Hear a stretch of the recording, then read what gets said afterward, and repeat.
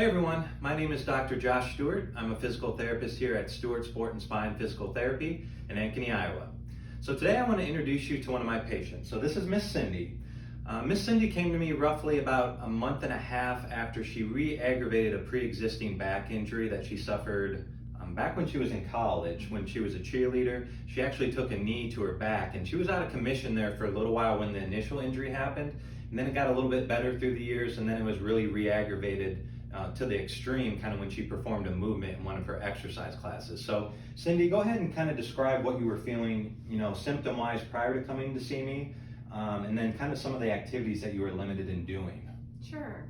So prior to the injury, I was, taking a fitness class as well as walking, pretty much every day. And the symptoms I felt were kind of like a tightness in my kind of upper buttocks area, and then it kind of went down my leg, and then it resonated with even tingling down into my foot. And so just kind of wasn't able to sit as long at work, just kind of had limited activities, needed help from my family to kind of just do some of my normal day-to-day chores. And I, went and saw physical therapy, and I had tried that, and I would get short-term relief, and I would do chiropractic, and would have short-term relief, but nothing was kind of taking care of it long-term. And then I got a referral to Josh here, and that's where I kind of got the relief. Awesome. So kind of like she was saying, the thing that she had or had in the past, it's basically a really relatively unknown condition that can kind of mimic a lot of other low back pain issues. So with respect to her pain going down her leg, so the first issue that she had was called sacroiliac joint dysfunction.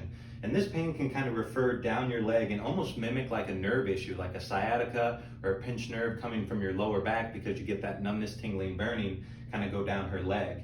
It can also go in the front of her hip too and almost mimic like a hip pathology. So if you don't really know what you're looking for, it's a very hard condition to diagnose, because it takes a very systematic and thorough examination to kind of determine what's causing what, okay? So the sacroiliac joint dysfunction was her first issue. So Cindy kind of presents as a common patient, that I see on a daily basis. So they've tried a lot of other healthcare practitioners, and while they may have found some good short-term pain relief for a couple hours to a couple days, they really hadn't found that long-term pain relief solution.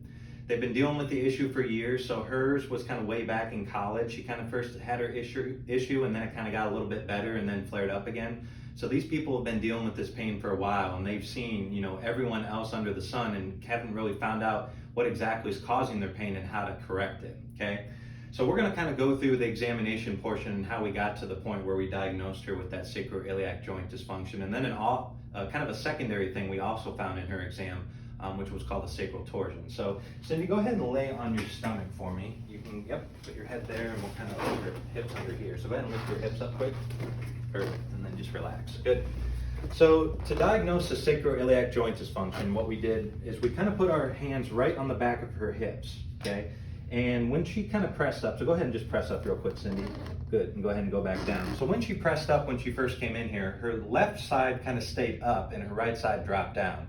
So that told me she had what we call an upslip on her left side. So pretend this is her left side. I'm kind of demonstrating on her right side. But what happened is her left hip bone actually went up a little bit. And what that does is it causes a shearing and compression force in that SI joint, which actually referred pain down her left leg all the way down to her foot.